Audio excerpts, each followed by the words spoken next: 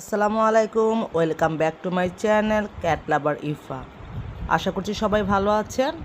আমার শরীরটা ভালো না, আমি একটু অসুস্থ। আমি শুয়েছিলাম, হঠাৎ দেখি চোখ মেলে যে আমাদের মমো আমার ওয়াশরুমের সামনে এভাবে বসে বসে ওনার পেট চুলকাচ্ছে। আমি তো রীতিমতো অবাক হয়ে গেলাম যে এটা কোন ধরনের বসা বসলো সে। তো আমি অসুস্থ শরীরটা নিয়ে একটু ভিডিওটা ক্যাপচার করলাম।